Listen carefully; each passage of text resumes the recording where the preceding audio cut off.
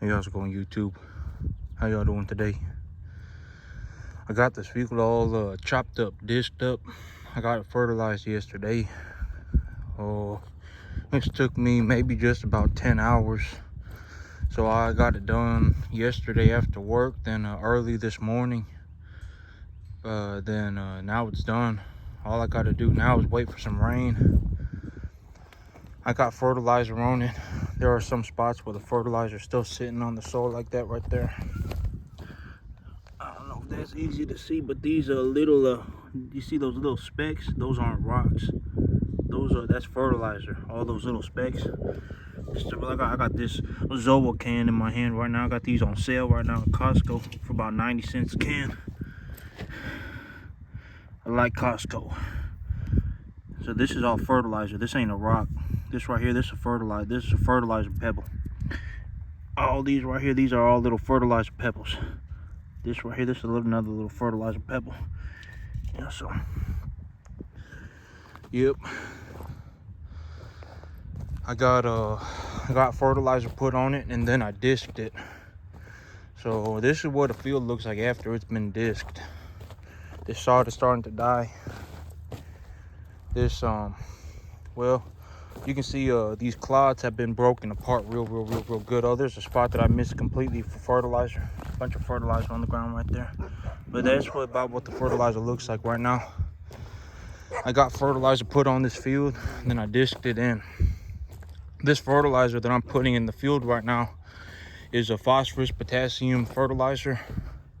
And I only get one chance to put this fertilizer on it a year, because I have to do all this to put that fertilizer in the soil.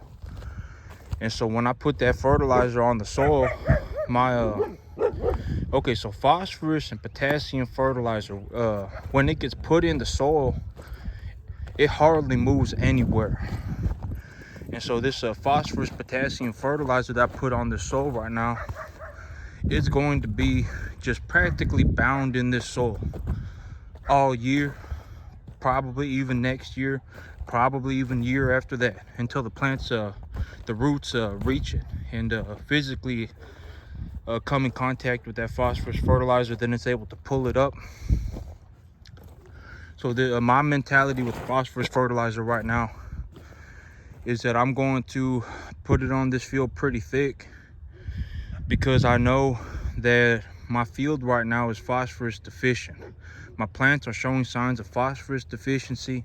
This also has some sulfur in it too. So while I'm doing this, I'm gonna put and my field is showing signs of a sulfur deficiency as well. So my big plan with all this right now is I figured that I would put this phosphorus fertilizer on here real thick. I'm gonna till it into the ground. Then I'm going to that should solve my fertilizer problem in terms of phosphorus. Then if my plants begin to show a deficiency, like let's say sometime next year, I'll put that fertilizer on here pretty thick again. So I'll only be applying fertilizer, phosphorus fertilizer, when I visually am able to confirm that there is a phosphorus deficiency. The thing about the phosphorus fertilizer is, for me to get it to the plant, I have to dig up the soil, then put it in the earth. I have to put it in the soil for the plants to be able to get it. Because if I put a whole bunch of phosphorus fertilizer on the top of the soil, and it just sits there and gets a little bit of rain on it, it ain't gonna do anything. It's just gonna sit there on the soil. Nitrogen will run through the ground. And so this fertilizer, I only get one shot to put it in a year. So when I put it in the soil, I have to put it into the soil, so that it stays in the soil until the plants get to it. And then I'll only be putting more phosphorus fertilizer on this soil when I'm able to confirm that there is a deficiency. But take a good look at the clods right now. All those big clods have been broken up. They've just been completely broken up into smaller clods. And that's what the disc does. And so when it comes to tractor implements for plowing soil,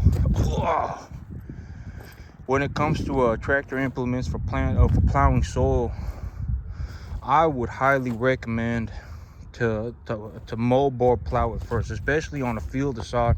You know, like if it's a field of, I know that there are some people who have farms that they're like, oh, it's been like laser leveled and they've been farming on the piece of property for 150 years.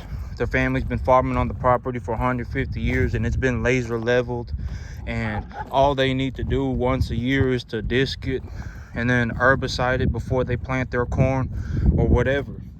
But on just a raw piece of land, like if it's just a raw piece of land and it's just got grass growing on it, sod growing on it, brush growing on it, I highly recommend just moldboard plowing the thing first, turning the soil over and then breaking those clods up with a disc. Because, well, moldboard plows, they aren't very expensive. They well, this is the result, okay? So this is what happens when a field gets turned over. All of this used to be grass, just like this right here. I got a sprinkler right here, so I didn't get too close to this because I don't know where the sprinkler's at. I just know the sprinkler's here because it pulls water here, and there's a lot of grass right here. So I didn't get too close, but this whole field was like this before I turned it into this. And so if I have a field like this, I highly recommend, or even if it's brush, I would highly recommend moldboard plowing it first, then discing it. Because if I'm just gonna go and pull a disc through a field of sod, it's gonna put a lot of wear and tear on that disc, and you're just gonna be, I mean, you're gonna have to disc the thing repeatedly, just constantly, just 3, 4, 5 times to get it even to look remotely close to this. And whereas with the moldboard plow, I just go over it with the moldboard plow one time, then I go over it with a disc one time, then I just sit here and drink a can of Zoa, right? And it's a done deal, and it looks like this. You see how the clods have all been broken up real good. This is this is when I call it a job well done. Now the only thing I need to do is wait for it to rain, and once it starts raining, all this right here will flatten back out into just a piece of land. It'll just look like a regular old piece of land as long as it gets some rain on it. So I'm just about on the last little leg of this spring plowing here, and then I'll be drilling my seed. But yep, I got that phosphorus fertilizer on here. I got the land cut up. It's so far so good. I did find a couple of things wrong with the tractor.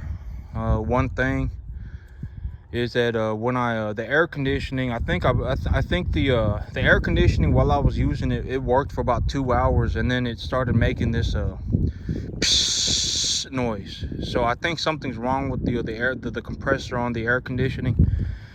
And so, well, if I turn the master disconnect on, I can still drive. Something's going on with that tractor where I'm able to run the tractor with the master disconnect on, as well as the key in the off position. And so I have to shut the tractor down via the throttle bar. That's the only way for me to shut the tractor down.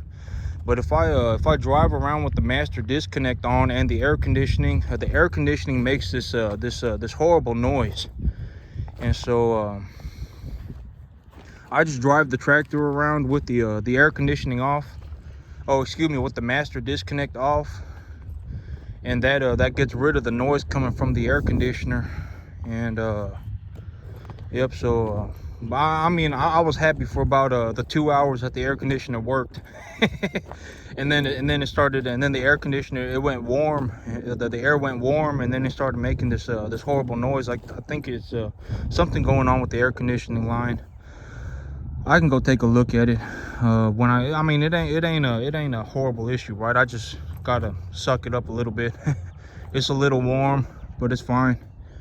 And I also realized another thing about that air conditioner is that the fan is supposed to the air conditioning, the fan is supposed to go lower when I turn it to the left, and it's supposed to go higher when I turn it to the right, but it does the opposite. So if I want to turn the fan up, I need to turn it to the left, and if I want to turn it down, I need to turn it to the right. That ain't a big issue either. one of the bigger issues with the tractor that I found is that I think that the first gear is kind of wonky. My high-low works just fine. My second, third, fourth gear work just fine, but the first gear is kind of just wonky.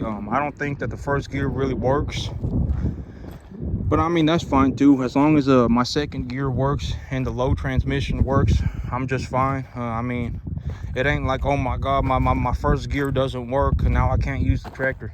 It ain't like that. It's just if I keep it on low transmission and I keep that throttle at about 5% on second gear, that tractor's barely moving anyway, so it's just fine. What else? I figured out why the hydraulic piston is hitting my sheet metal on the back too, and it's because the previous owner had pulled the hydraulic hose line off of the little bracket that holds it to the tractor, and I'm guessing that he pulled it off the bracket so that it comes off the tractor a couple of feet so that he can reach an implement in the back with it, and instead of putting that hydraulic hose back into the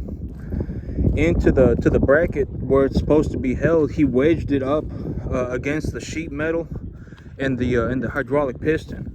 And so when I pull that piston up all the way, that the hydraulic hose gets stuck between the piston and the sheet metal, and it actually got the hydraulic hose actually it actually hit the sheet metal so hard that it pushed the sheet metal up out of place. And so that was what that horrible when I pulled the 3-point up arms up all the way, and it made that noise that it was like hitting a piece of metal real hard.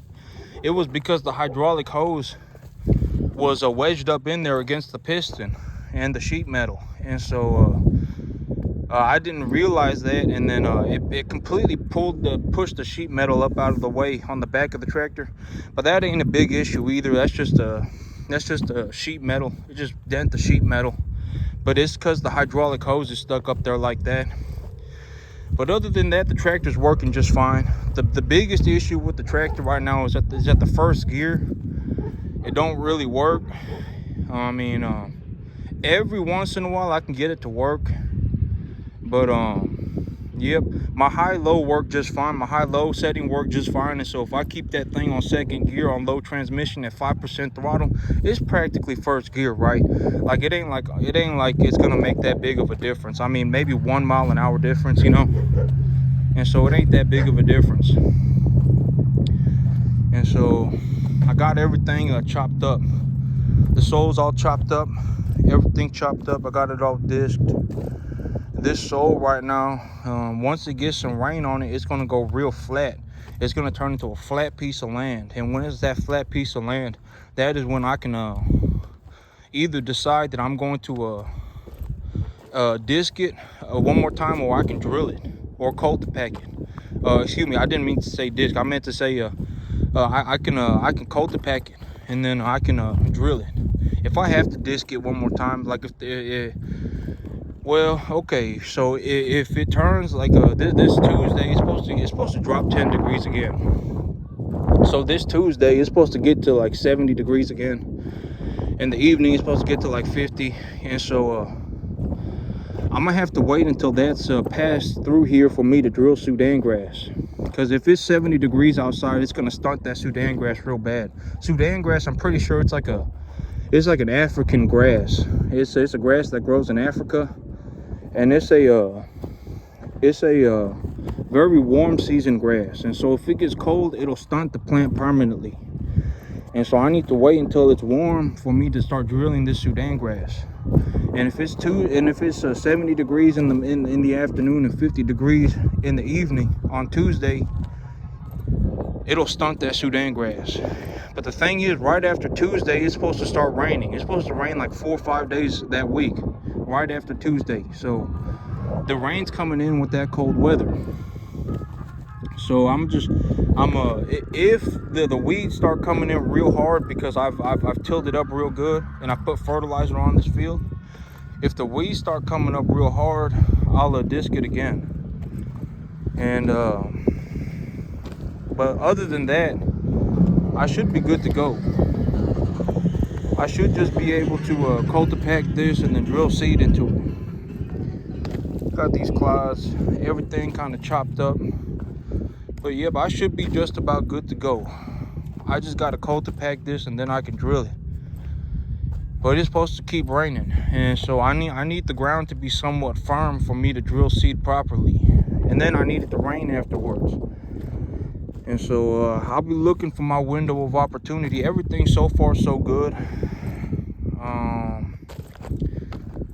Everything did get done. The soil is very, very, very well prepped. I did I'm doing phenomenally well so far. Just got to stay on top of it. Just got to keep, just stay after it. And this, yep, I'll be growing myself some good Sudan grass here pretty soon. Oh my gosh.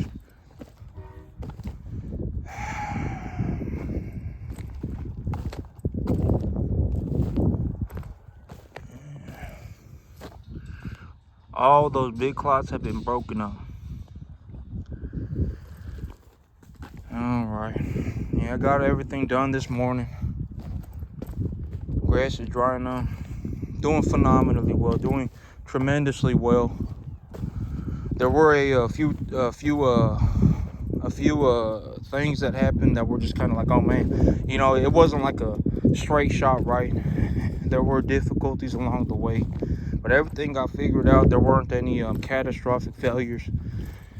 And the rain missing us a couple of days ago actually turned into a blessing. Well, I mean, if it rained, it would have been fine too, because it would have compacted the soil down a bit for me. And so either way, it would have gotten done. But these clods have dried up so much now because when a field gets moldboarded, when a field gets turned over, it puts a lot of air in the soil. And so these clods will dry out real fast. These clods will dry real fast when all that air is in the soil. And so because of those clods, because of these clods have dried so much now, because that rain missed us that one day, the clods have dried so much that the disc has been able to just break everything apart. And so if it rained, it would have worked out just fine. If there was, you know, even though that the rain missed us, it worked out just fine. People make tools for everything, you know. Mankind has tools for just about anything. If I need to break up clods, they got tools for that. If I need to turn over a soil, they got tools for that. If the field needs to be flattened, there's tools for that. So as long as I just know what I'm doing, it'll get done. But that's it for me today, YouTube. Y'all have a good one.